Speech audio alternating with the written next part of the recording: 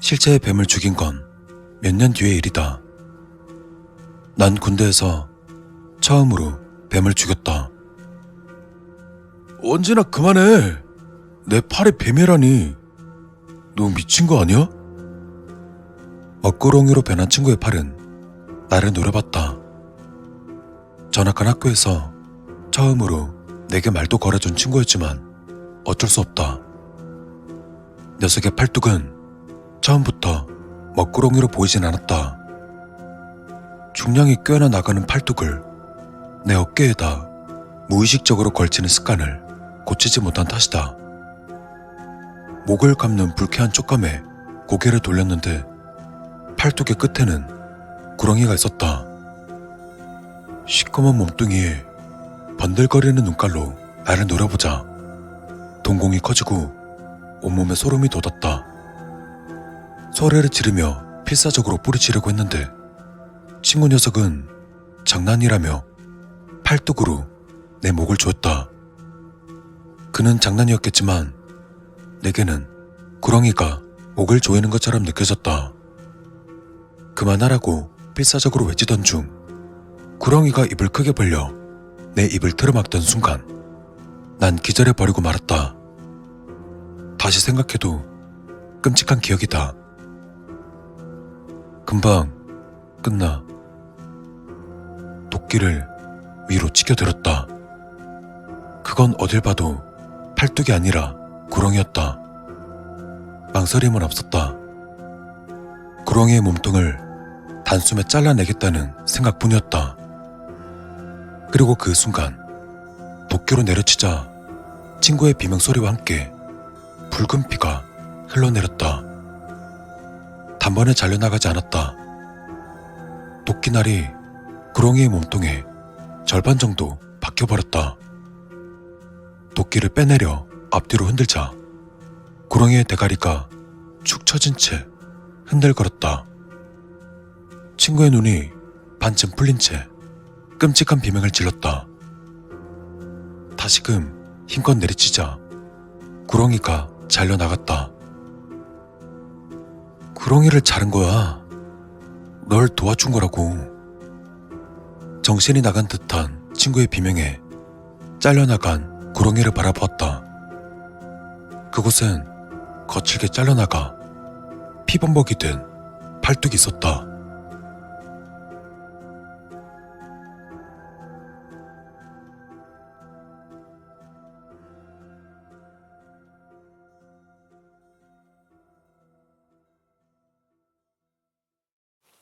넌 그때 뱀한테 물려 죽었어야 했어. 뒤에서 가족들은 나를 경멸하듯 바라봤다. 형은 무심한 표정으로 내게 수갑을 채웠다. 수갑은 뱀이 자신의 꼬리를 물고 있는 우로보로스 모양을 하고 있었다. 그 뱀은 분명 내가 어렸을 때 봤던 내 몸속으로, 아니 내 입속으로 들어온 뱀이었다. 뱀은 자신의 꼬리를 삼키며 점점 원의 크기를 좁혔다. 그럴수록 내 손목은 꽉 조여졌다. 손목이 끊어질 것 같은 고통에 고함을 질렀다.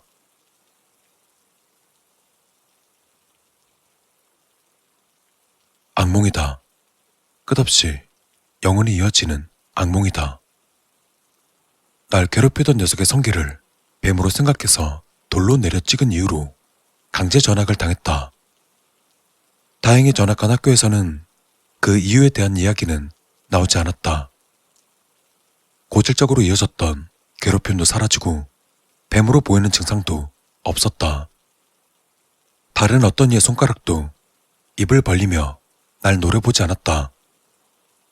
하지만 시간이 점차 흐르고 그때와 같은 유사 증상이 나타나기 시작했다. 늘 담배 냄새를 풍기던 입버릇이 고약한 그 선생님의 혀가 시작이었다. 그것도 대답 못하는데 왜 살아? 지금 이 공기가 아깝다. 안 그래? 너 같은 애들이 커서 쓰레기가 되는 거야. 재활용도 안 되는 쓰레기. 어떤 학생에게 쓰레기라고 표현한 그 선생님의 입에서 악취가 나는 것 같다. 이내 선생님의 혀가 두 갈래로 갈라지더니 제멋대로 움직인다. 점점 가늘어지는 혀가 꼭 뱀의 혀 같다. 학생들의 썩은 표정을 탐닉하듯 혀는 빠르게 움직이며 막말을 쏟아냈다. 이윽고 목구멍에서 얇고 가느다란 뱀이 나타났다.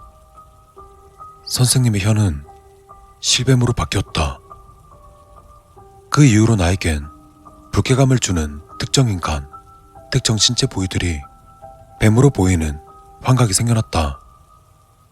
어깨 동무하는 친구의 팔뚝이 뱀으로 보였고, 흘겨보는 동급생의 눈이 뱀의 눈깔로 보이는 등 어렸을 때보다 더 심각하게 증상이 악화되었다. 사물이 아닌 인간의 신체 부위가 뱀의 형상으로 보였다. 하지만 티를 내지도 못했고 누군가에게 도움을 청할 수도 없었다. 사실 도움을 구할 필요가 없는 게 나는 이미 치료법을 알고 있었다. 하지만 절대 행동으로 옮기지 못했다. 선생님의 혀를 자르고 친구의 팔뚝을 자르고 눈가를 찔렀다가는 그 뒷일은 감당 안 될 것이다. 가족들에게도 철저하게 숨겼다. 이전 학교의 일 때문에 상심이 크셨던 부모님과 거리가 멀어지고 경찰이 되겠다는 형은 공부하느라 바빴다. 무엇보다 정신병자 아들로 사는 것도 싫었다. 그 이야기를 입 밖으로 꺼냈을 때 가족들이 뱀으로 보일까봐 그래서 철저히 숨겼다. 난 그렇게 뱀을 달고 있는 인간들과 공존하는 것을 선택했다. 졸업사진을 찍을 때 내 주변에는 7마리의 뱀이 있었다. 평생을 뱀과 함께 살아야 한다는 이 현실에 낙담하는 찰나 신체가 뱀처럼 보이는 그 인간들을 죽이는 방법을 배웠다. 군대에서 말이다.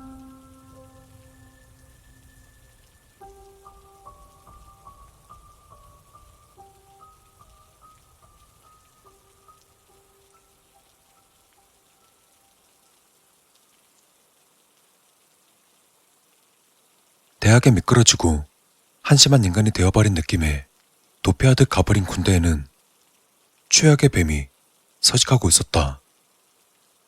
내게도 그런 경우는 처음이었다. 대체로 같이 생활하며 점차 조금씩 뱀으로 변하는 게 보통인데 그는 달랐다. 일병 조윤지. 훈련소에서 자대 배치를 받고 처음 마주한 그는 처음부터 뱀의 형상을 하고 있었다. 특정 신체 부위가 뱀으로 보이는 게 아닌 얼굴 전체가 그냥 뱀의 얼굴이었다. 마치 까치살무사라 불리는 그 뱀처럼. 국내 뱀 자료들에서 수없이 보았던 그 삼각형 대가리. 단번에 알아볼 수 있었다. 그리고 유명한 독사답게 혈관세포와 신경을 마비시키는 신경독이란 것도 있다. 무엇보다 한성깔 하시는 양반이다. 눈앞으로 가까워진 거대한 까치살무사는 독리를 살짝 드러내며 고개를 갸우뚱했다. 그리고 아가리를 열었다. 신병이냐? 독리에 물려 신경이 마비된 것처럼 숨이 가빠왔다. 적어도 그동안 마주한 환각 증상은 신체 일부가 뱀처럼 보였는데 이 인간, 아니 이 뱀은 그냥 거대한 뱀 한 마리로 보였다. 애초에 인간이라는 생각이 1도 들지 않았다. 그래도 손은 인간의 모습을 하고 있었기 때문에 정신이 돌았다. 아니 뺨을 10수대 맞고 나서야 그의 손이 사람 손이라는 걸 알았다.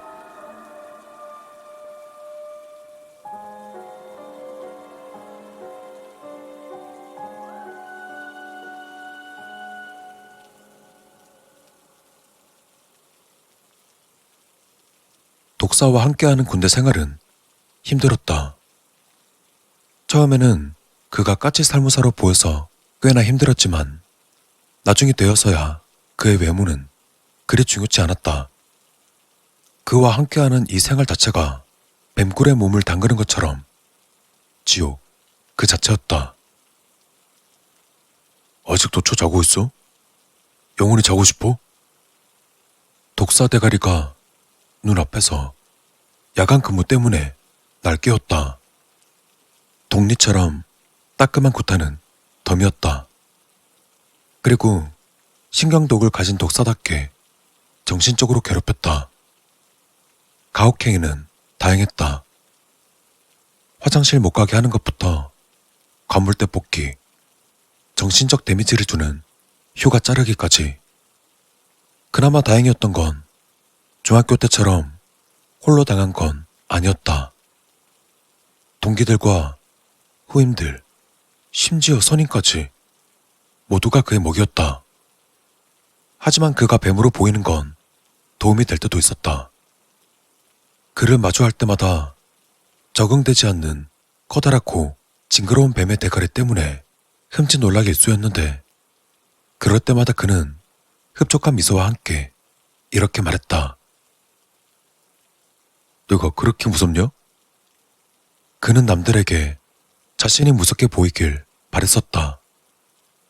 더구나 군번까지 잘 풀린 그는 부대 내에서 먹이 사슬 꼭대기였다.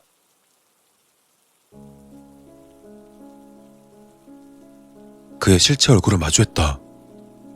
내가 짝대기 2개를 달고서 얼마 지나지 않아서였다. 진지 공사를 하던 중에 손님이 찾아왔다. 저거 뱀 아닙니까? 후임의 말에 고개를 돌리자 익숙한 얼굴이 땅바닥에 납작 엎드려 있었다. 실제 까치 살무사를 보는 건 처음이었다. 흰색보다는 황갈색에 가까운 바탕에 검은 무늬. 독사는 경계하고 있었다. 작업 때문에 몸도 힘들었던 상태라 병사들 대다수는 잠시 쉴 겸 뱀의 출현에 주의를 기울였다. 작업하면서 뱀 처음 보냐?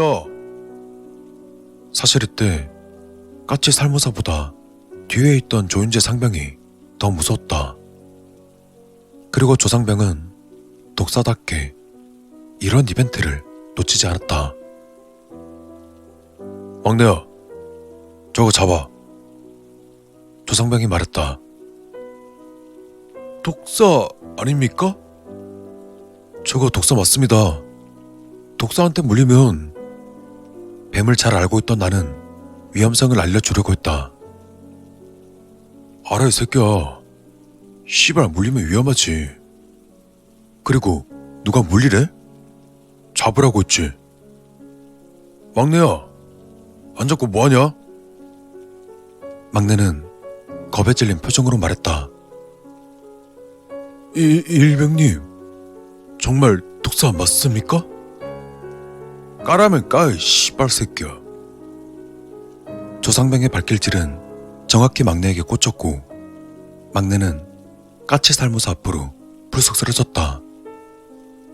웅크리고 있던 까치 살무사는 재빠르게 땅을 짚은 손을 노렸다. 막내 손등에는 2개의 작은 구멍, 심플한 이빨 자국을 남겼다. 아마 독과 함께였을 것이다. 나는 옆에서 보고 있다가 삽으로 까치 살무사의 대가리를 내리찍었다. 막내를 위해서도 나를 보호하기 위해서도 아니었다. 언제나 하고 싶었다. 내겐 기회였다. 저 독사를 죽일 수 있는 기회였다. 삽에 맞은 독사는 충격에 나뒹굴었다. 아랑곳하지 않고 쫓아가 또다시 삽으로 내리쳤다. 땅바닥으로 삽이 부딪히는 소리가 진지에 맴돌았다. 야, 벌써 뒤졌어. 적당히 하고 막내 좀 봐, 임마.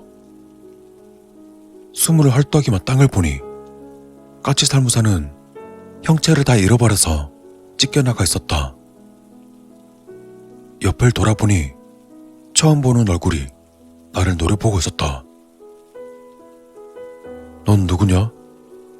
이런 개새끼가. 눈깔 돌아가더니 선인도 못 알아봐? 뒤통수가 얼얼했지만 그의 얼굴은 내리에 바뀌었다. 내가 처음 보는 조윤재 상병의 면상이었다. 그의 얼굴을 처음 보고 느낀 건 차라리 까치살무사였을 때가 인상이 좋았다는 거였다. 그때 정신을 차린 나는 막내의 환부를 물로 씻어주었다. 그리고는 세게 압박했다. 이때는 너무 세게 압박하지 말고 적당히 압박해주는 것이 좋다. 빨리 움직이거나 흥분한다면 독이 빨리 퍼지니 움직임을 최소화하고 진정하는 게 중요하다. 무엇보다 제일 중요한 건 빨리 병원으로 가는 게 제일 안전하다. 막내에게 응급조치하고 산을 내려가던 중 흘깃흘깃 조상병을 바라봤다. 더 이상 뱀으로 보이지 않는 그의 얼굴이 신기해서였다. 그는 그것이 불편했는지 말을 이었다. 아, 새끼 존나 야리네. 알았다고 임마. 미안하다 막내야. 실제 뱀을 죽이면 그 뱀처럼 보이던 사람이 원래 모습으로 보였다. 간단히 말해 뱀을 죽이면 내 정신병이 치료가 되었다.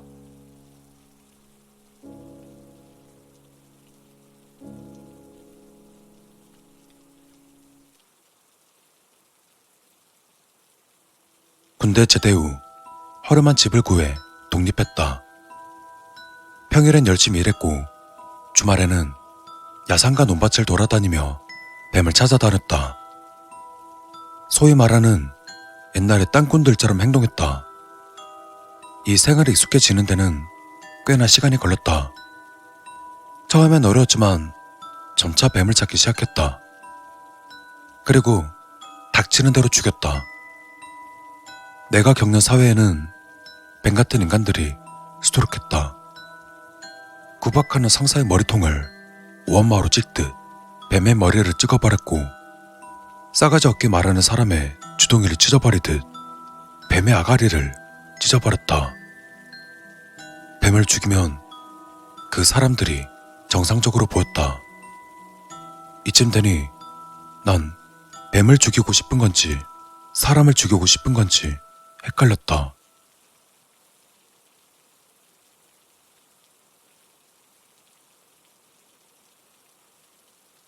평소와 같이 모두가 잠든 야심한 시간대, 아무도 모르게 뱀 사체를 처리하러 나섰다. 그러다 길을 가던 중 시커먼 골목에서 후다닥 나오는 누군가와 부딪혔다. 그가 쓰고 있던 후드가 살짝 내려와 그의 얼굴이 드러났다. 순간 너무 놀라 주저앉아 버렸다. 그는 대가리 옆을 쫙 펼치고 있었다. 눈이 마주치고 난 굳어버렸다. 그는 재빨리 그곳을 벗어났다. 난 봉지에서 뱀 사체들이 쏟아진 것도 모른 채 그곳에 잠시 주저앉아 있었다. 그리고 며칠 뒤 형이 찾아왔다. 형사의 신분으로